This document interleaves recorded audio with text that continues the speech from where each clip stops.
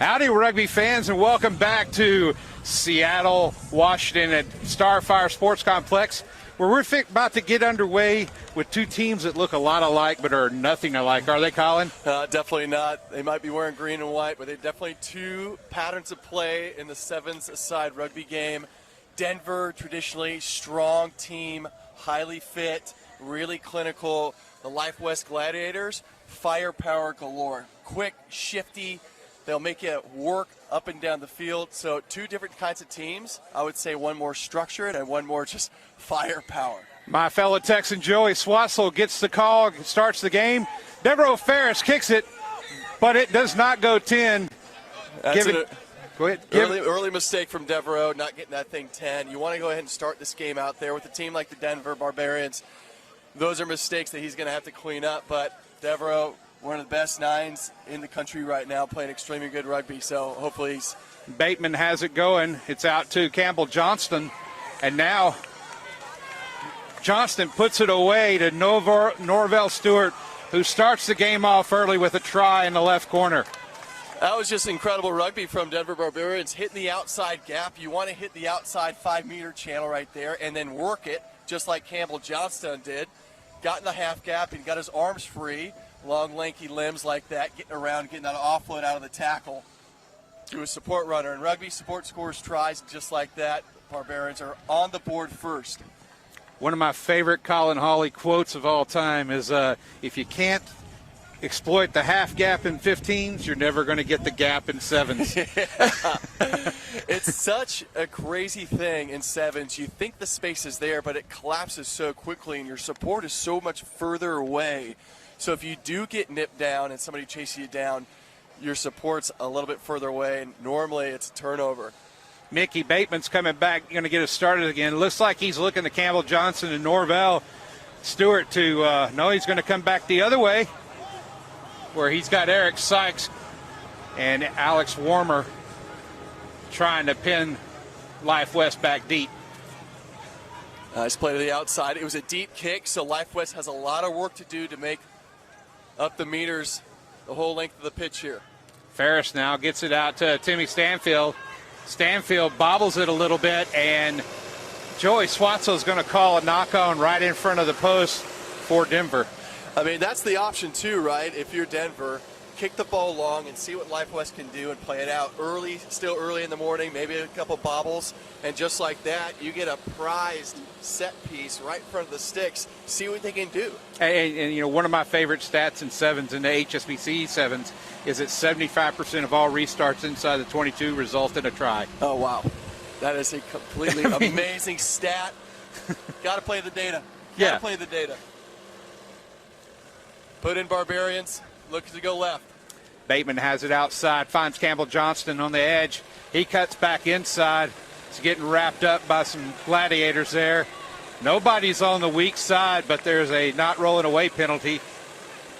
And Noah Plum taps and goes. Now Bateman. Bateman says he's going to take it himself and dot it down for another try. Nope. Joey. We coming back? Joey Swatzell wants to wait a minute. He's going to talk to his in-goal judge.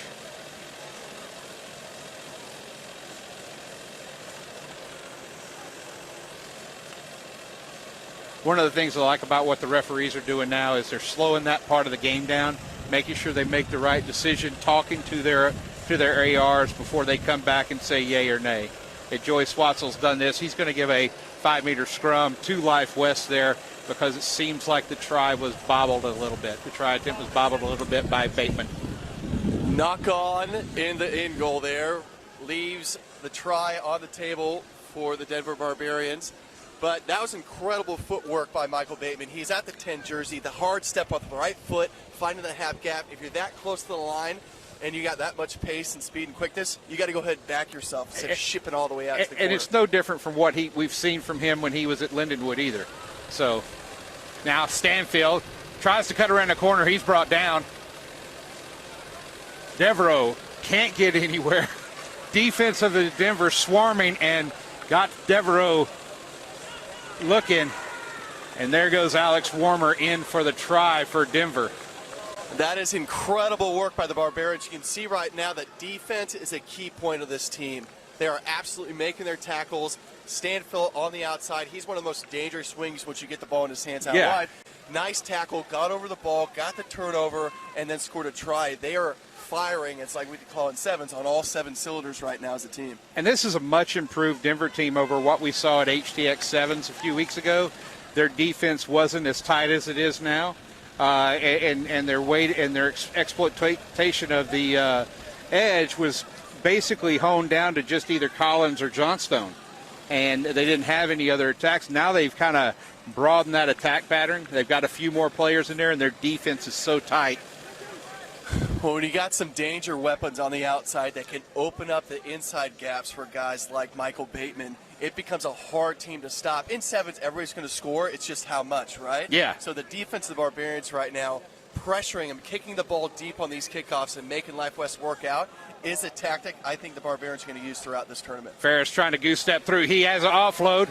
Comes back into, looks like Peyton, and now defense there. What are we talking about? Alex Wormer with the recovery. Now going to Eric Sykes. Sykes not finding any holes there, but and Wormer, he opens one up for Wormer. Wormer goes in. He basically redeems himself from that, redeems Mickey from that last one. Brutal defense for the Barbarians, coming up quick, making their tackles, getting over the pill. The job's not done after you make the tackle. You get up and counter-ruck that ball, try to get it. Barbarians are doing that.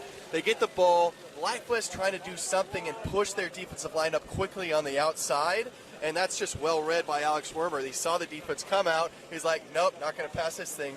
Found the half gap inside, big, long fend, and he's under the sticks. This is a very dangerous Denver team. Campbell Johnstone adds the extras, got it 12-0 to Denver. Johnstone is one of the guys that was he was brutal against every team all through the summer. Kiwi kid that basically can play for the U.S. I'd have to second that. And now we got 17 points to 0. The Barbarians just dominating this first half. Life West, I don't think they've had the ball past the 50. Kicking deep, going straight out. So it's coming back to middle. Just not everybody's having a good day with the kicking, are they? It's one of those skills. And where are the Whippy brothers this weekend? I mean, you know. It's a hard skill, and maybe it's a shorter field, narrower field. So kicking it long like the Barbarians have been doing, I like that option, making Life West play out. But here we go. Life West with their first opportunity at halfway, and the bobble and knock on, Barbarians have it. That was a nice offload for Stanfield, but I just don't think he was ready for it.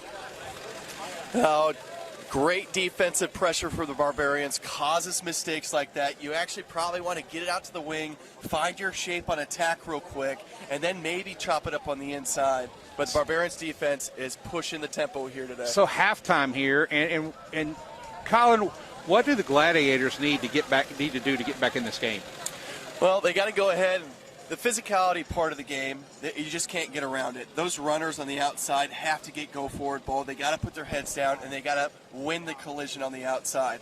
With that being said, support has to be there, and it has to nuke that ruck. Groups of 3, runner, support man over the top of the ruck, then the 9, and they got to move this thing out and stretch the defense. If you're not stretching the defense from left to right, they're just making tackles in front of you. You're doing all the hard work, and they're getting over the pill and getting that ball out. Get back to your pattern, physical running, be violent in the run, and start running side to side. Use the width of the pitch like sevens. Now Denver, they've come a long way this summer. Looking back to the Barbos of old, they're looking more like that. But this is a long 2-day, Collins. Yeah. I mean, what are they going to have to do to make sure that what they're doing now sees them through to some final games? Well, right now they're looking pretty fresh because Life West has pretty much given the ball back. They've been on attack. So in terms of the war of attrition in these, big national sevens tournaments over 2 days, this is the way you want to start. Get the work done early on defense so you're not making tackles after tackles. They're getting the ball back. So everything they're doing right now I think is great except for that one kick out of bounds. Yeah. So keep doing what you're doing. Obviously maintain the same pattern of play you're doing on attack and the intensity on defense and get out of this game with a victory. Now, quick question. How do you think Joey Swatzel keeps his hair still in that one position all day through a sevens tournament? Great product. Great product. That is completely it. Great product. Looks like we see a couple of changes for Malik Bryant is coming out there for Denver, and as well as, let's see, Jeremy Misalegu is out there, the missile, and you've got that's real threat on the field now. You've got the missile, Johnstone, and Malik Bryant all in the field at the same time with Mickey Bateman delivering to him. This is an absolutely stacked Denver team. And you can just see by the scoreline now, 17 points to 0. What's going to be interesting here is seeing how teams with a 17-point lead after 7 minutes, do you maintain your shape? Do you keep on pushing? Championship teams need to not have a drop-off in the second half, maintain the pressure, and bring the heat in the last 7 minutes. Bateman with the restart. He kicks it short. Denver doesn't get to that one. And they're taking it to the house. Life West is answering back. That is number 12, Tavite Lopetti. That was something else from Life West, just finding that gap on the kickoff. Colin, how do you get that lucky? I think that's Jared Tuveri. Yeah, it's number 12. Excuse me. Yeah, Tavite Lopetti. How do you Product of St. Mary's. What happens there on those kicks, right? You get this short kick and it's supposed to be contested. You need somebody out the back who's going to be that tail gunner. If that kicker's going to make that kick, he's got to fill into the back to make sure he's that safety back out the back in case something happens like that. Because that was a great take. Full pace, through the middle, cut through, and that's a great try by Life West. To start this second half, that's exactly what they needed to score quickly and emphatically. And now they can get a little momentum in their back. 17-7, and they're up. Denver with a nice take in the air, secures possession. Life West looks like they've got a renewed spirit out there. Johnstone now comes back inside. He finds Jeremy Misalegu, but Misalegu knocks it forward in the tackle. And Life West has a restart inside of the Denver 22. So we talked about this before this half started. How do you respond with a 70-point lead? All right, there are 2 mistakes by the Denver Barbarians. The short kick without the tail gunner safety at the back, and now an attack pattern through the middle instead of hitting the sides, and a turnover in front of the sticks. Great opportunity for Life West to get back in this match. Ferris. A little bad pass by Ferris, but it's cleaned up by McCarthy. McCarthy trying to find a way through. There's nothing there. We're back to Lopetti. Lopetti just hammers out a couple of meters there just to get some space. Now we're going out, and it is outside to Stanfield. Stanfield beats Johnston on the corner. Stanfield's in for another 7 points. And I tell you what, right there in the blink of an eye, well, and we haven't called it yet. Again, Swatzel's checking with his in-goal ref. And he's going to come back over here, and what's he saying? Try is awarded. Tim Stanfield. What did you say about him being the weapon on the outside? So what we talked about at halftime, what Life West needs to do, right? They need to hit the corners. They did that with Lopetti on the right-hand side, which opened up the left-hand corner. The defense compressed on this side, opened up that area on the outside for Stanfield to use his pace to get around. The runners are running more physically and aggressive. They're coming up and making hits. They're bringing the physicality to the game. And now Life West, 17-12, they're back in this match. Perfect response from a 17-0 score. And that kick is good. 17-14 now. And we have a 3-point game. Guys, you talk about a tale of 2 halves, and this is what we're looking at right here. Barbarians look a little shell-shocked. It's like, hey, guys, we were up 17-0 in the first half. What happened? Well, Life West woke up. Important kick here. And bobbled on, and it's a knock-on by Denver, but they're going to bring it back. Bateman kicks it through. Scrum going to Life West here. You can't overstate the importance of the kickoff here in sevens. If you can win those balls and put pressure on, just like Life West did, you're getting the ball back in enemy territory, and you're starving the other team of possession.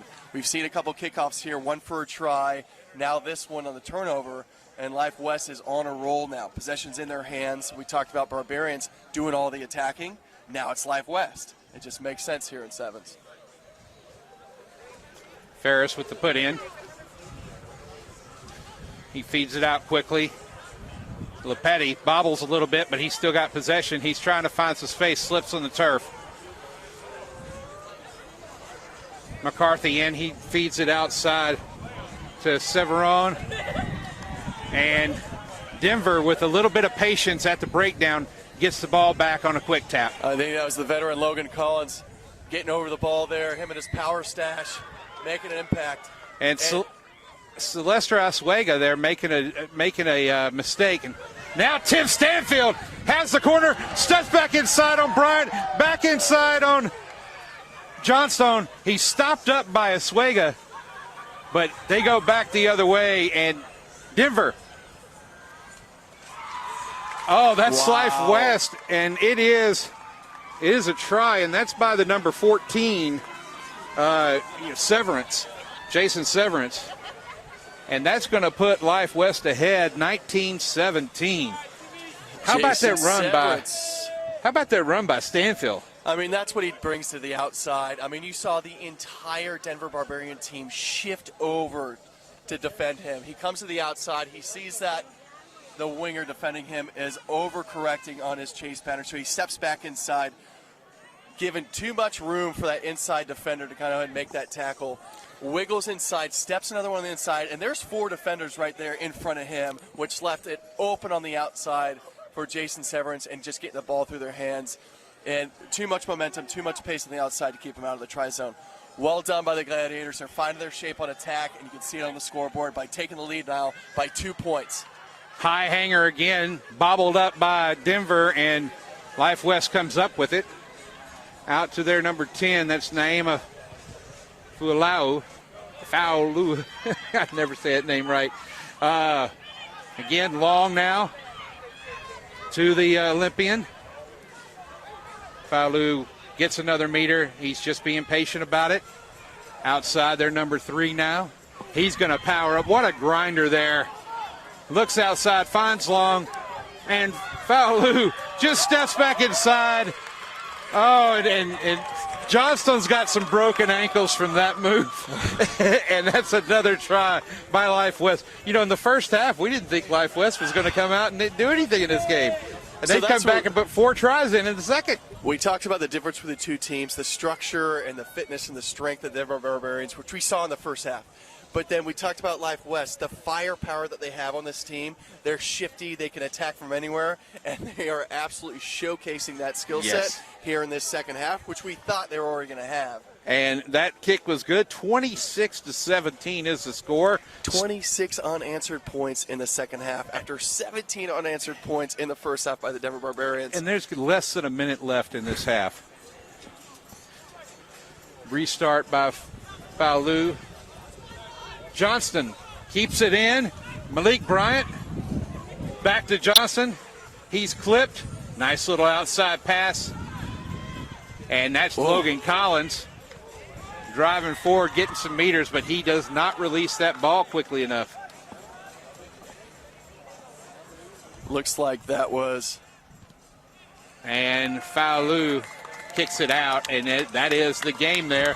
Life West, your winner in this, 26-17, and man, if this tournament's like this all day long, Colin, we're going to be in for some fun. Well done by Life West. Looks like Denver Barbarians are going to circle back up and figure out what happened in that second half response to lead to 26 unanswered points. But Life West doing a great job coming back, 17 points down to score 26 unanswered in the second half.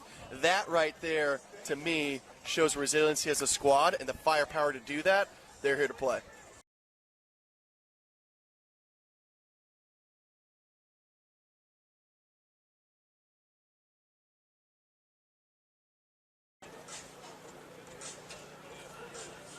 And here at this game, we got Dev Okra getting ready to start it off. The former USA Eagle now in the center and calling this game up. Mystic going to start this off.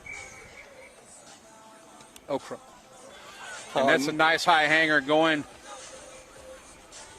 to, oh, Nova with a step inside. That's number 4. That's John Lefebvre. And he steps back inside on Kaltenbach and scores the first try from the going coast to coast on that almost. John Lefebvre, who's your favorite hero, Nova? He's attending the USA Rugby Academy program this fall in Glendale, Colorado, and we just saw why. Straight off the kickoff, the feet he just danced on, found the half gap, and it's one thing to have that quick feet. It's another one to go ahead and actually score the try under the sticks. Well done by Lefebvre, and Nova on the board early. Colin, we got yeah. And here we go.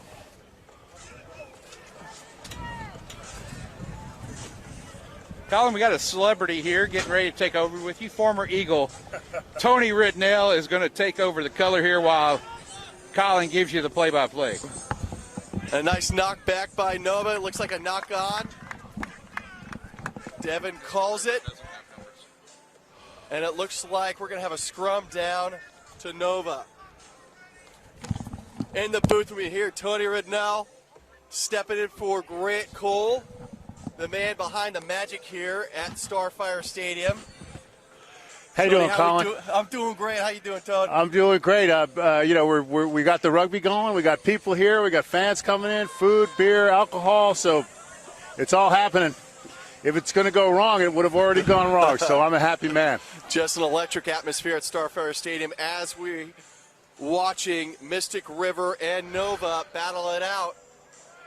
And Mystic River chuck it out wide to the outside in the hands of number 10. Don't have any name numbers associated here with the numbers, but on the outside, nice step.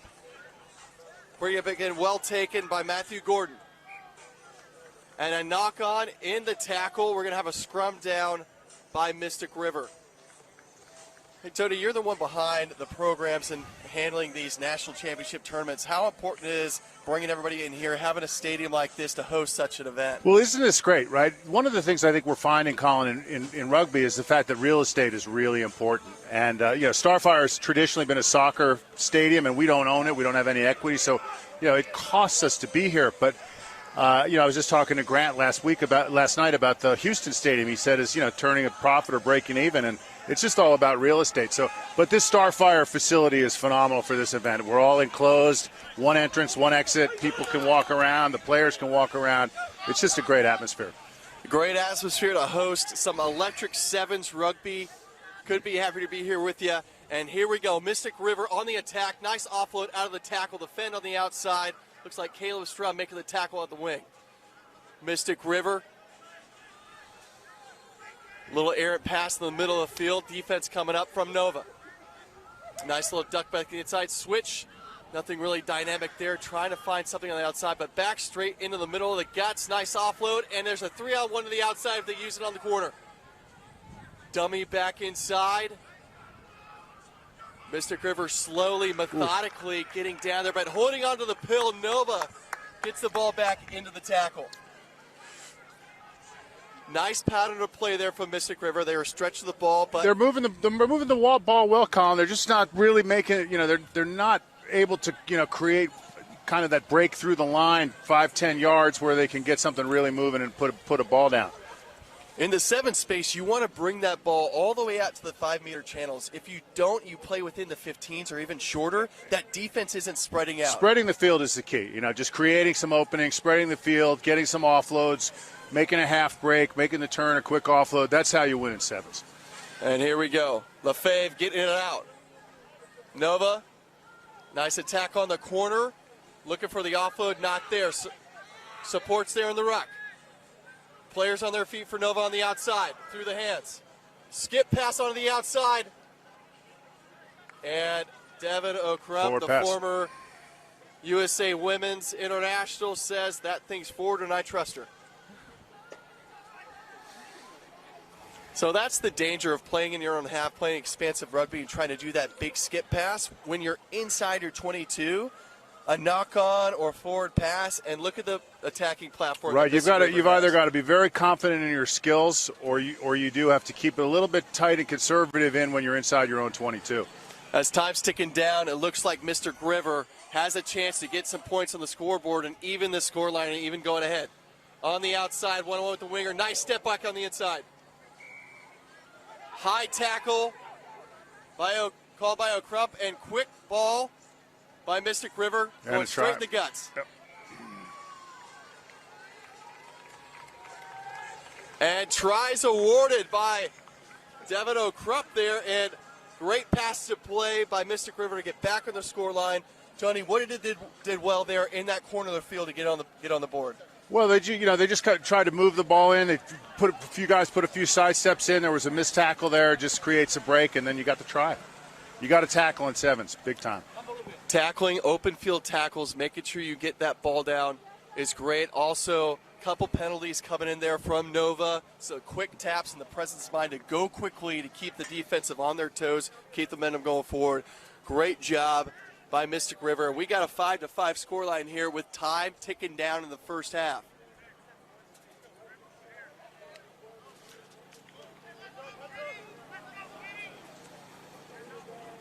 This is a very interesting tournament this year. Having the Olympics just closed out a couple of weeks ago, obviously both the men's team and the women's team will probably lose some players. So there's some players at the national level there's some players in this tournament at the club level that can step up to the national level. And from what I've seen of some of these players last night, as they were rolling in, training and checking in, there are some phenomenal athletes playing sevens rugby in the United States. So an exciting time to find some players. How inspired are these players right now, men and women, after seeing the USA team in Tokyo at the Olympics, walking around with all those athletes? Hey, we're legitimate. We're here. We're at the big show. I can do this. I can put my hand up, and I can be one of them. If you have the capability and the athleticism, and you're out here right now, I'm hoping players have aspirations to get to that level. And it looks like they do. I mean, some of these teams brought some real specimens, both men and women. So I'm excited to see some new talent. And talent like that scoring the try in the corner. And I apologize, folks.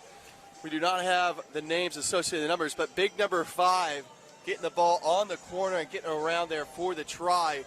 And Nova with that first try from Lefebvre in the beginning of this match, and now it's been Mystic River who has methodically played their pattern, played great defense, and support has been there in the breakdown, and they've just gotten over the ball, gotten over the try line. And that's going to be halftime with Mystic River with the late try in the first half to extend their lead 12-5, and Nova after the first try down here. Mystic have done a nice job controlling the ball. They probably had the ball 5.5 minutes out of those 7. So naturally, if you can just finish off with that much possession, you're going to be leading at halftime. So what's the key in terms of sevens? Because we know there's a lot of turnovers. It's hard to maintain the ball for that amount of time. What's the secret, if you're coaching a sevens team, to keeping the ball for 5 minutes? Is it patience? Is it sticking to the pattern? I think it's complete patience. It's a risk-off scenario, but you've just got to have confidence in yourself and your skills. The great teams, the great international teams make it look a lot easier than it really is. Whole lifetimes of skills being built up. So for a team to hold on to the ball 4 or 5 minutes, they've got to have a nice plan. They've got to be able to move the ball through the hands. Pass catch at full pace looks easy.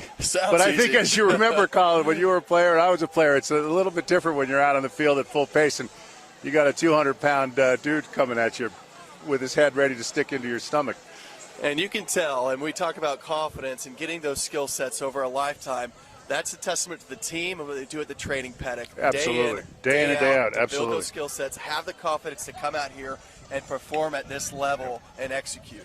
The thing I'm really excited about for this tournament is the level of enthusiasm the teams and the players have shown to get here. Coming out of the COVID, to have 43 teams come out in our first real USA Rugby type event, it's just phenomenal. It just shows people are ready to play, they love the game, and they want to compete. And here we go. We get competition underway in the second half between Mystic River leading 12 points to Nova's 5. And it looks like we got a penalty here. Oh, Krupp bringing it back to halfway, and Mystic River getting gifted a penalty right in the middle of the field, so they don't have to bring it out from their own end. They're at halfway already, and that's the way you want to start the second half if you're Mystic River, not so much if you're Nova. So this will be interesting. It looks like they're running a little set play here. This halfback is talking to his people, so they're going to run a little set play. Ooh, double switch back in the and middle forth, of the field. switching, and here they go. Create the half break, and there they go. This is what I was talking about, Colin.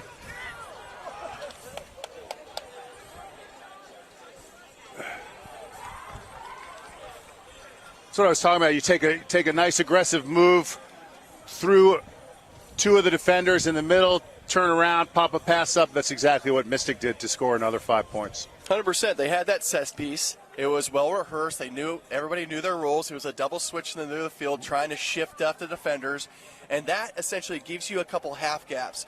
Bring it to the outside. Looks like we're going to have a knock on here, so no try. Yeah. But then again, using that play to get down there in that side of the field, you're just an offload away from getting that try, but it was well executed. That's right. That's all you need is the half break. You only need a meter or two, and turn around and either pop the ball off with an offload with your opposite hand, or actually turn around and pop it up underneath to the player coming on.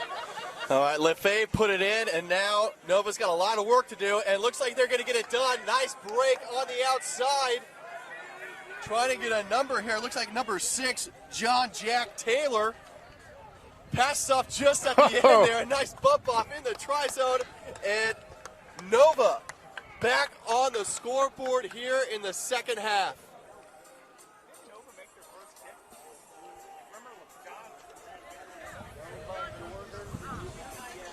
And a great pass to play there coming from their own end. The knock on there from Mystic River gave the ball back to Nova. Lefebvre puts it in, gets it to the outside, and John Taylor, Jack by name here, brings it to the outside. He just burns his opposite in that defensive line and takes it the length of the pitch with his support on the outside.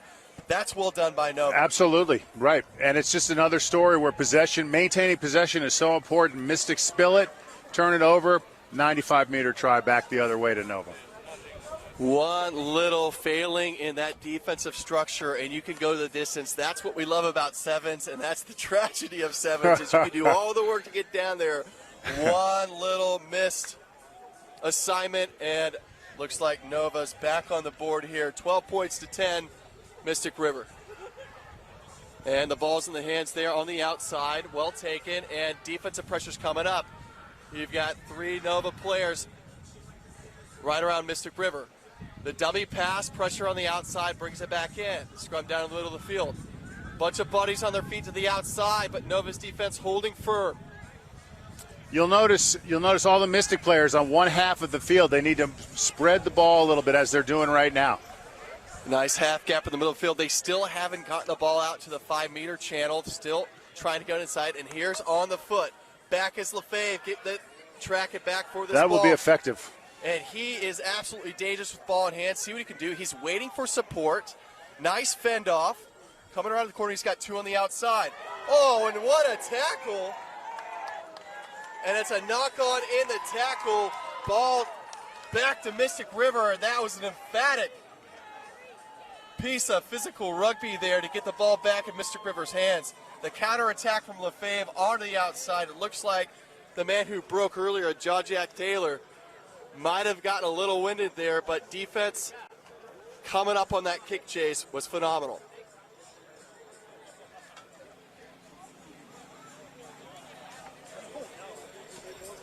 And the ball in for Mystic River. And Lefebvre with the pressure on the outside gets the ball back. The fend struts his legs down the sideline. Does he have the gas? Looks like defense come up. Another fend. And the wall nice over the try. line, and he gets the try awarded by O'Krupp. Nice individual effort there by John Lefebvre. This is this sevens game is playing out just as a classic. Mystic River has had the vast majority of the possession, but the couple or 3 times they've spilled it, Nova's come back and scored each time with some very long tries. Nova now with 2 length of the field tries in the second half. Well, beautiful stuff from Nova. And that man right there, Lefebvre, wearing the number 4, he's going to the USA Rugby Academy program this fall. He had the first try, and now he's got the second try, so a double to his name for Nice. number 4. An absolute pivotal piece for this side's success this season. And here we go. Taking the lead by 3 points. Nova up 15-12 now over Mystic River. And this is where this kick becomes really important, the contest in the air. It's a deep one. That's, of course, the same scenario that the U.S. team was in the 2016 Olympics, where we're up or we're tied. We needed to make a kick successfully. We failed to do it. Argentina came back, scored, and beat us in the final pool round.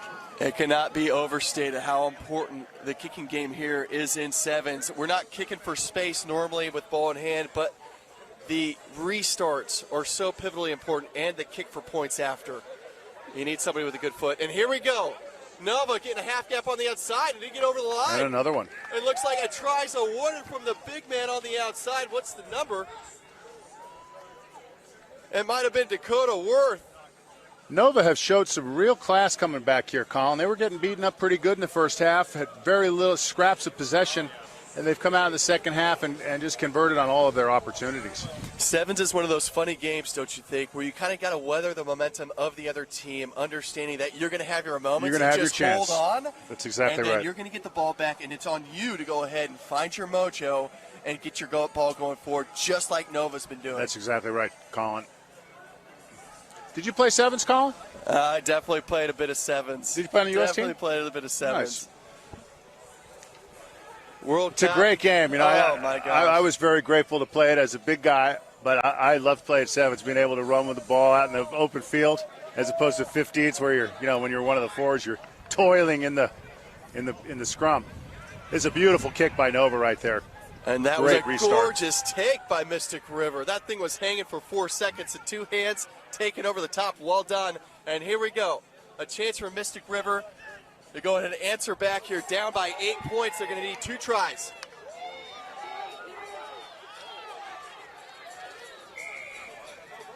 And a high tackle. Mystic River going for it. And what a pop there by Jackson. Look at Nova Elder, committing on the defense very well. And holding on to the ball. Mystic River gives it back to Nova. A nice fend there on the outside, going quick. Does he have support? It's getting a little scrappy towards the end of the game. Both teams anxiously wanting to win this one, and Nova kicks it out. It looks like that's the result for Nova. And that's the game, ladies and gentlemen.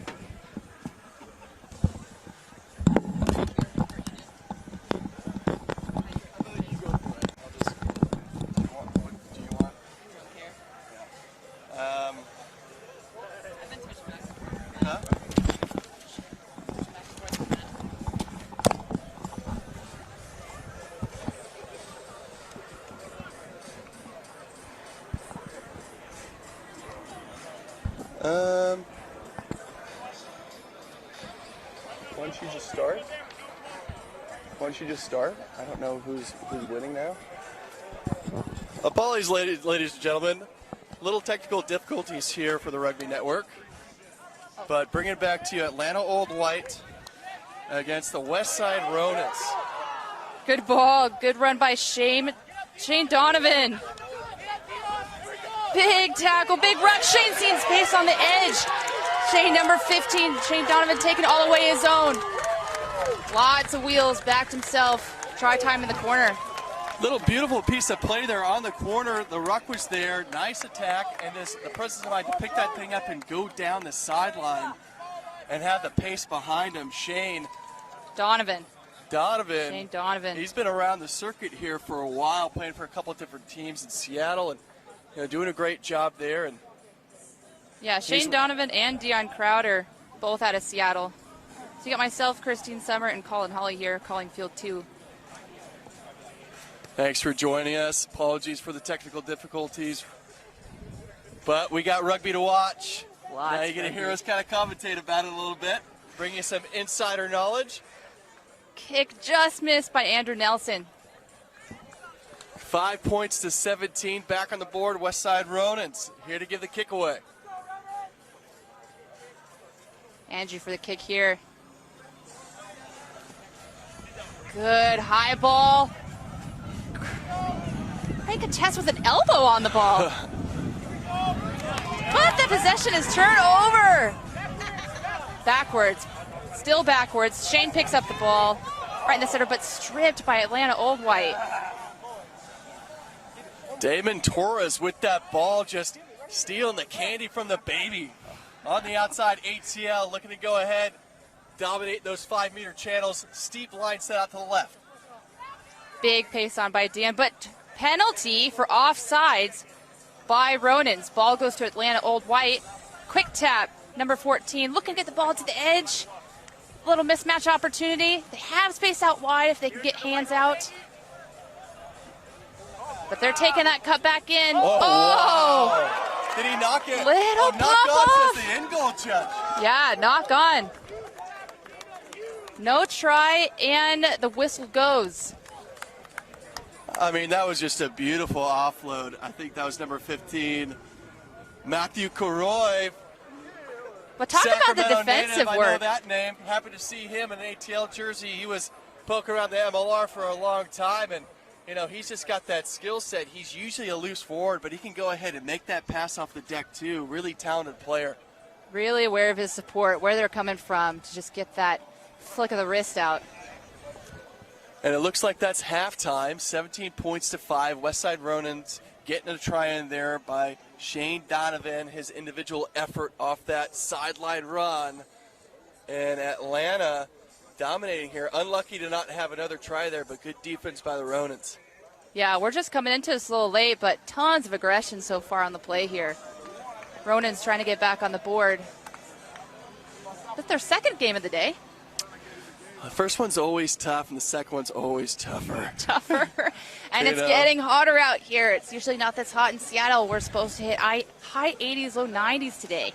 The heat's increasing, and you get off of that first game, you got a couple bumps and bruises. It's like, okay, got to warm that thing up again.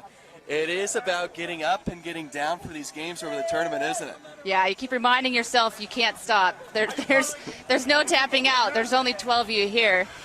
Well, you only got 14 minutes to play, so you got to bring it up and then bring it back down instead of like 2 40-minute halves, which is in the traditional 15s-a-side game. And that's, a challenge in itself at how you manage that. Right, the field's the same size, too. It's a lot of space to run. A lot of energy lost. Look good, Matthew. Give him the one face. Well, side chat, number support to Atlanta Old White, number 15. Colin has a bestie here. Number 15, Roy on the outside, looking like he wants this pill in the air. And the ball's up, middle toss, and unable to take Knocked it was forward by Ronan's advantage to Old White. Scrum And that's down. the difficulty with that kickoff piece, right? It's such a contestable area where you can starve the other team of possession if you have a great kicker, if you have a great jumper, then get down there and knock the ball back. And truly, you can starve them all possession because if you score, you get the kickoff, you can get out there and snap it back too. So, Yeah, it's just timing on the ball in the air, waiting when you want to go up and contest if you're going to stay on the ground. Oh, that's a short arm penalty. Ball to Ronans. and Ronins need to make something happen here quickly to get back in this game. That's Dion. Lot of pressure. High tackle around Dion. Definitely ball to Ronans there. Looking to push the touch, but just slid up around with that seatbelt tackle. Got to keep him low. It was great defense from Atlanta, just going too high. You got to keep those tackles below the shoulder pads, ladies and gentlemen. Bit more discipline. Here we go. Ronans with another chance here with ball in hand. But that's penalty again, but this time against Ronans. To Old White. Julian Roberts with a nice little shifty pass to play there in the middle of the field. Out to Croy.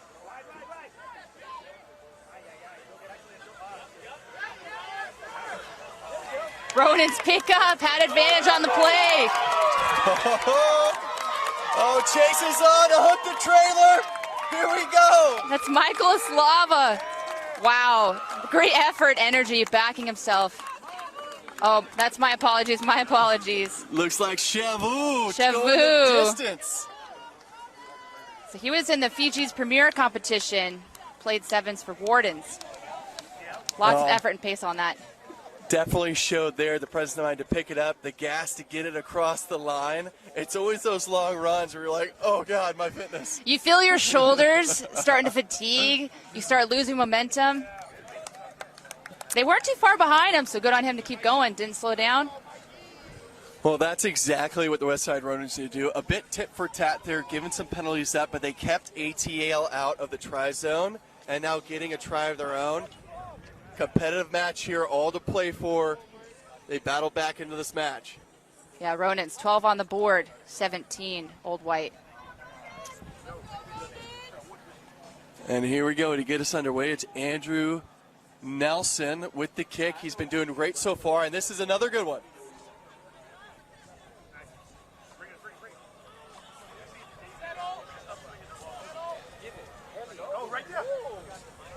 Uh-oh, that's a mistake by Atlanta. That's an easy knock on advantage to Ronan's. And that ball will go to Ronan's. Little fancy play, maybe a little too much. Had space on the edge with some simple hands.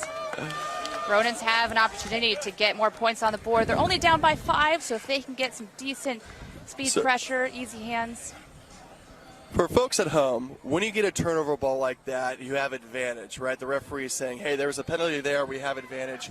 You generally want to move that ball out and spread the defense and find some holes. Going straight up, it's an option, but there's a ton of options you can do there on the penalties. What you really want to do is tap it and move it away from the spot of the penalty and try to find some space out wide.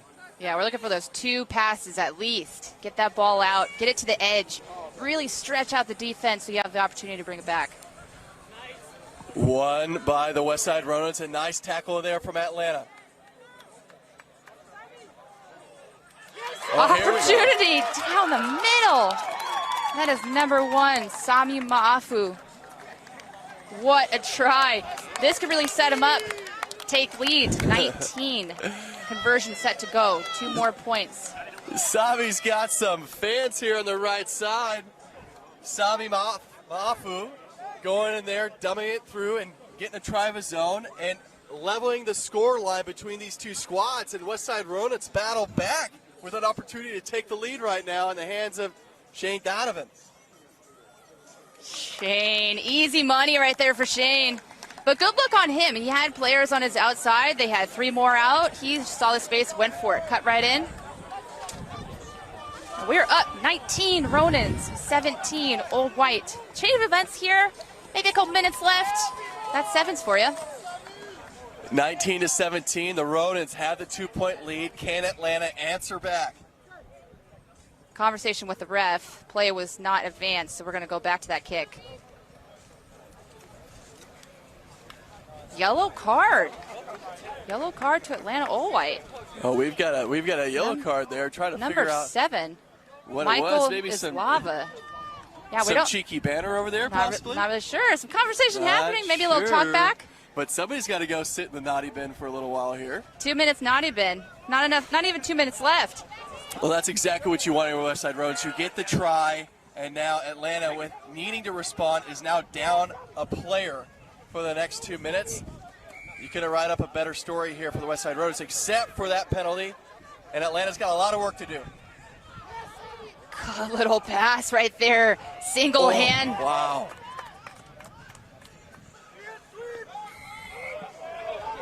Double penalties.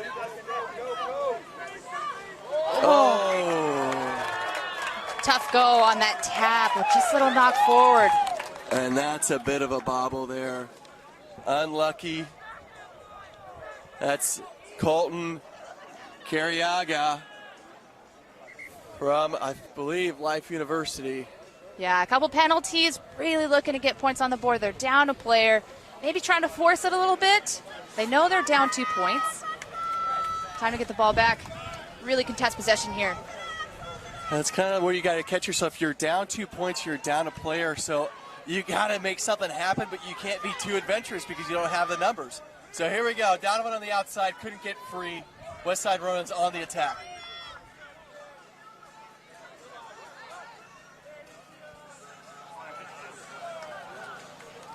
They're down by a player, but check out this defensive pressure right now. Turnover with 6 players. Oh, wow. Sees the gap. Maybe a little high.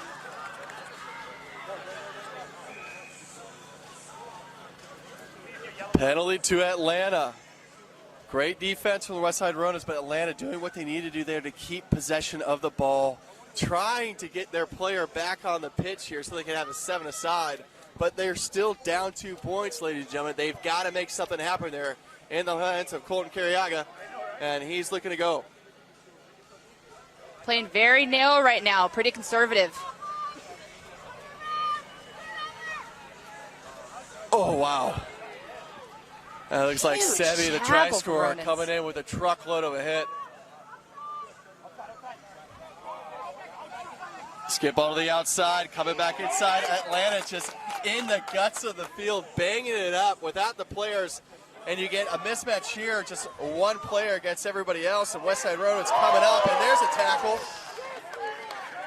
That's a penalty. Penalty to Ronins. This could be it. Old White not too happy about that call. Tap goes. Time ticking down. Westside Ronins get the ball back after ATL. And Donovan finding a half gap, and nobody's going to stop him. He's going to score into the 6 and extend that Westside Ronin lead. Well done. Shane Donovan playing with a bit of confidence there. Little fancy feet as he goes around the edge and just backs himself. Crazy speed down the center. I mean, you knew what Atlanta was trying to do. Hold on to the ball. They couldn't find a way to break through the defense, but at the same time, they needed to make something happen. It was just a matter of time before Westside Ronins got the ball back in their hands. I mean, when the penalty happened, Ronin's confidence went through the roof. Yeah. They knew it. They knew that was over. A lot of effort to come back on that game. Well done. Thanks for joining us, ladies and gentlemen. Great game and victory by the Westside Ronins, coming back to beat Atlanta White. We got more action coming here on the Rugby Network. Stay tuned.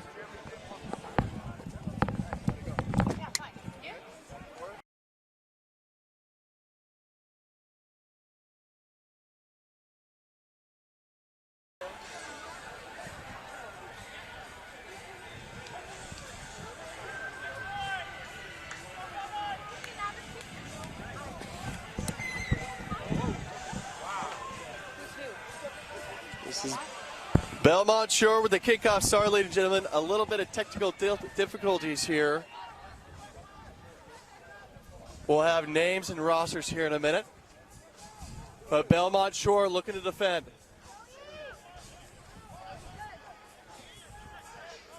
Big pressure by Belmont. A lot of collisions out there. Belmont Shore against National Athletic Village. Village with the ball, errant pass out the back and kick through by Belmont Shore. It's a foot race to the back. Is it going to go through? That's a try down by number 4.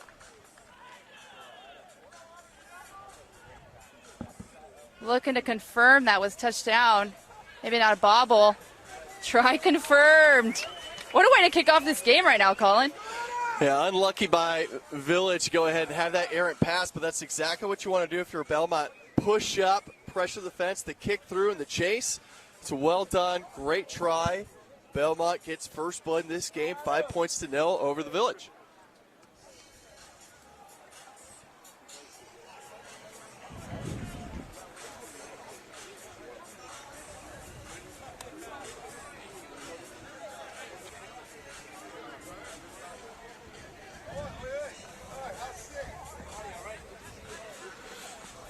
And here we go. Belmont with the kick after the try. The conversion was no good. And nice kick.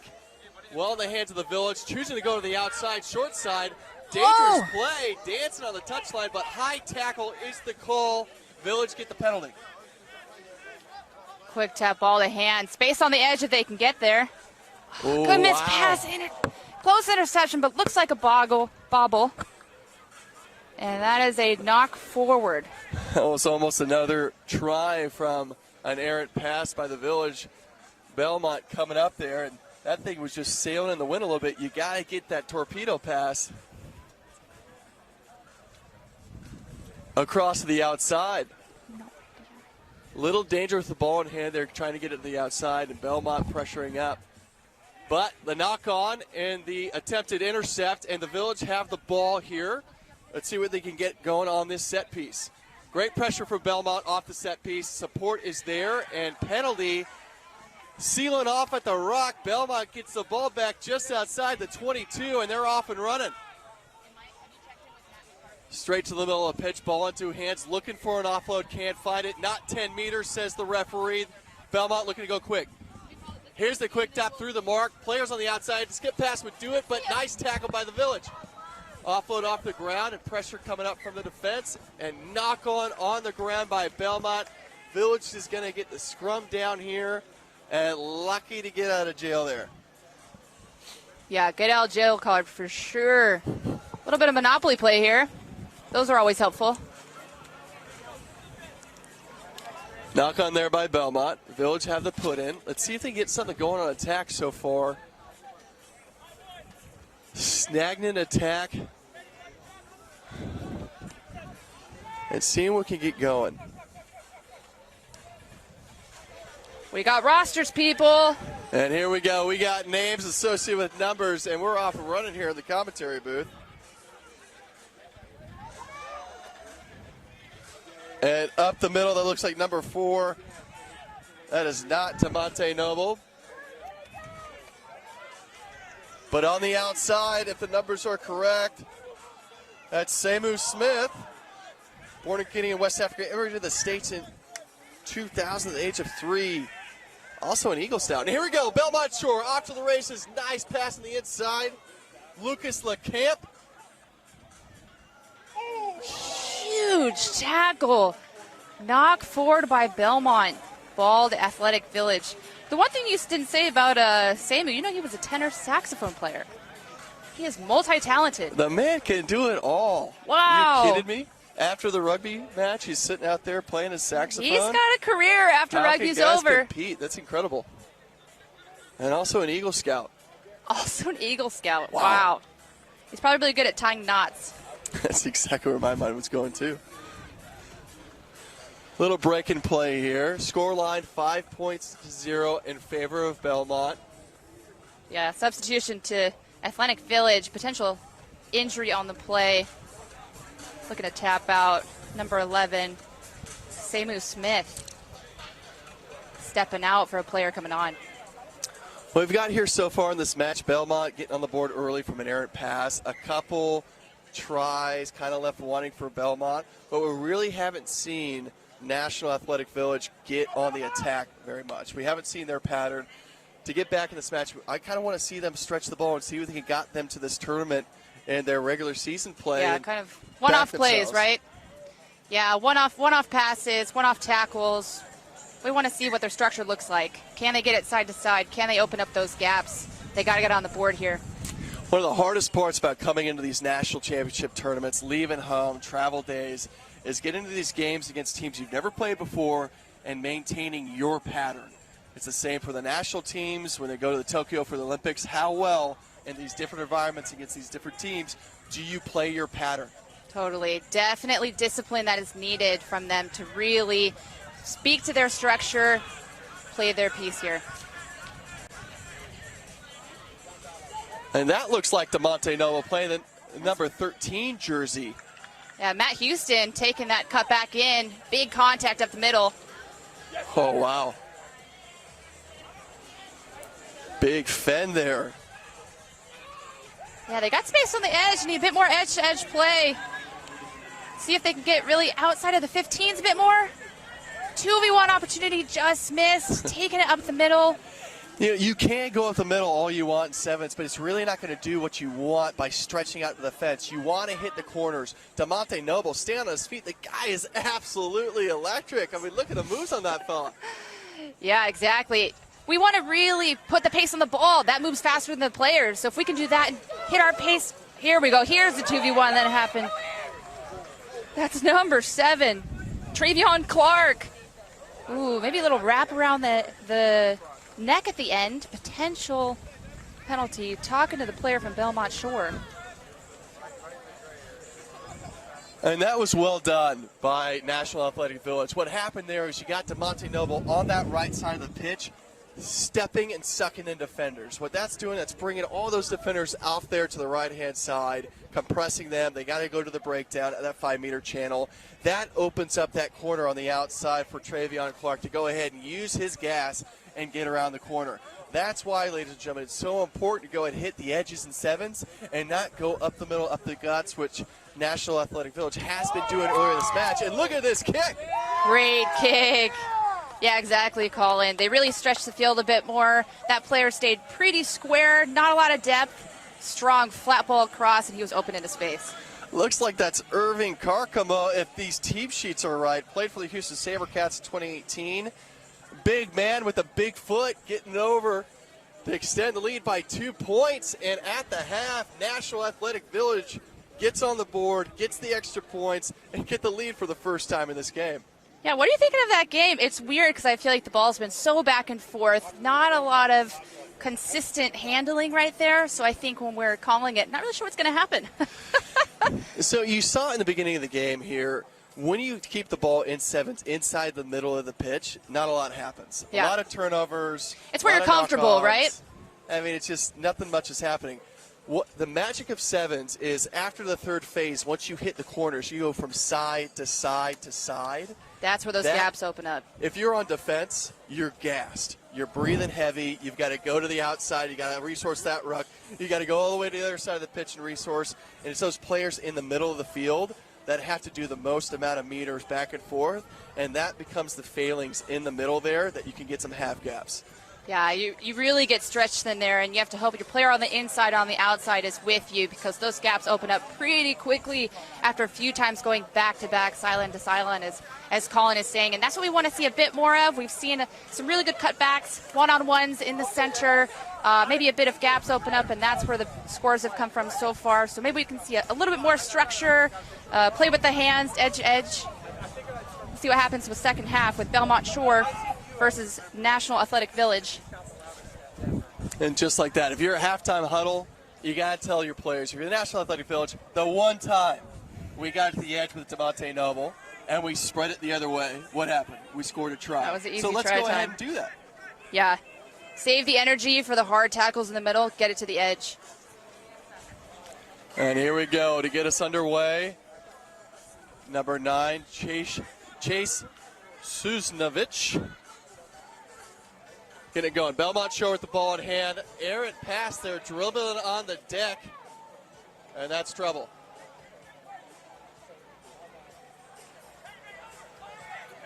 Belmont strong in the tackle, supports there. Penalty, though. Another not releasing penalty. Consistent one that's called in the sevens tournament so far today. Oh, that's a great switch play. A nice attack on the outside. On ball, that's it. Not releasing again. That's ball to National Athletic Village. Great pressure on the ball. Way to get hands on there after the tackle was made. Good release and penalty. He does DeMonte Noble. I mean, it was a great break by Belmont. They found the half gap. They got to go there.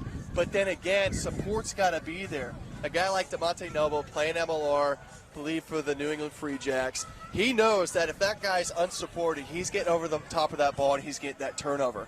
So support has got to be there if you're Belmont for those breaks. Yeah, it's got to be fast so they can play to that edge again. Line out here. First line out of the second half. Athletic Village. A lot of contests in the air there. And here we go, Belmont. Down 2 points. They got to make something happen. Nice step inside, but Lucas LeCamp Pass the outside and bobbled by Just Marcus Tupula. Just unlucky with that one. They had the space. He was able to get hands out. Good run by Lucas LeCamp. Good speed there, but just unlucky. Ball goes to National Athletic Village. Scrum down. I mean, LeCamp doing everything. That's his second break in as many minutes here to kind of get Belmont on the front foot. Support was there, and Marcus on the outside and just bobbling the pill, but not much more you can do there if you're LeCamp. But they're setting up those opportunities now. Easy space. Just got to get hands to ball. Here we go, ball to hands. In the danger man, DeMonte Noble. Nice loop play onto the outside, getting to the corner. That's knock. Unlucky knock forward by National Athletic Village. A lot of bobble the ball, like Colin was saying. First phase, you're getting out to the edge. The important thing isn't really breaking the line out there. So know what your key performance indicators are, what victory looks like. It's getting the ball out to the edge, setting a ruck, and making sure there's 3 of those Belmont Shore jerseys in there. Yeah. Trying to play around too much at the beginning. You had everybody on their feet. DeMonte Noble on the outside. You had Travion Clark to try score. All you need to do is set the ruck and get it out. Now Belmont attacking in enemy territory. A nice loop ball in the middle. Space on the edge. Still a lot of space. If they could just keep going. Take it past the 15-meter.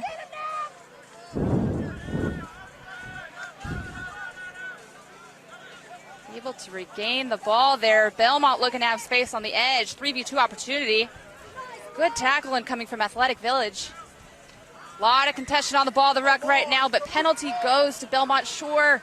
Their ball for diving in of Athletic Village. That's great defense from Athletic Village. Unlucky there, diving over, Definitely. but Belmont still's got to break this defense. That's a penalty again. Another one diving over, but switch back to Athletic Village. They did such a good job at coming up and taking that inside space, forcing them to cut back in. Oh, DeMonte Noble with the chip and chase and the recovery himself.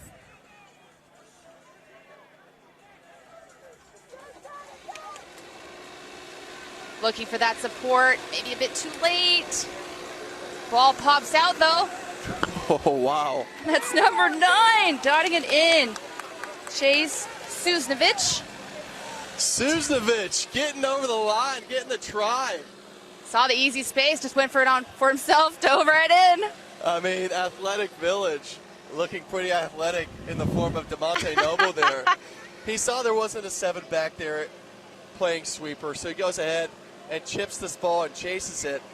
Ladders up, gets his own chip kick, and gets it out the edge. That broke the defensive line and ended up opening the game up. Really started with the penalty in the back, though. Really coming through that ruck as a defensive line, pushing up, making them cut back in, getting the ball back. So I think they got a lot of momentum behind them now.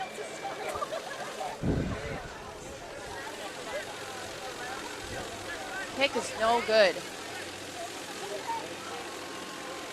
Come back off here, kicking off Blake Jackson, 2018 Sevens College National Champions in Glendale. Hoping to get this ball back. All right. Jackson with the kick. Well taken in the air by Belmont. Going straight ahead. 12 points to 5 here, the difference, and Belmont looking to make something happen. Belmont space on the edge if they can get the hands out. Another 2v1 missed opportunity. But penalty for high tackle. Belmont gets ball back. Here's another 3v1 on the edge. Now if they can just reset shape like we've been talking about and spread that ball. Kind of work against going towards middle, but the space opens up. Good fend. Wow. That's number 11, Marcus Tupola. Apparently he's a chef master? Chef master on the corner, cooking it up for his team right now. Wow, what did he make for them for dinner last night? They are moving with speed. Maybe something a little better than pasta if he's a chef master. Marcus's secret stuff, that's for sure, but Belmont doing a great job. We thought their pattern was too condensed in the middle, but Marcus doing a good job Oh, wow. Unlucky there off the crossbar. Kick to the uprights, just hitting that left post. And they're trying to come back.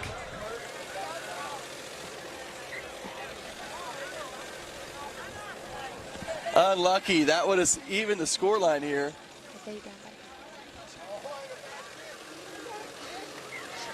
Short arm. Belmont not going 10 with that kick. Ball will go to Athletic Village. This is their opportunity to seal the deal. Again, just a bit more stretching of the ball. Really wear out this team. We're on the last couple of minutes. This is where the energy starts to fail. It's all about mental energy. Dragging the time down. He knows that it's about done. And that's the whistle. Athletic Village with 12, Belmont with 10. Super close game there, but well done on the time management. Looking at the clock to make sure they drag that out to get that win. Pretty close matchup by these two sides. Incredible job by both teams. Unlucky not to get that extra 2 points that just nailed off the crossbar, but we got exciting stuff here at Starfire Stadium. National Club Sevens Championships, everything to play for here. Thanks for tuning in on the Rugby Network. We'll be right back with more action.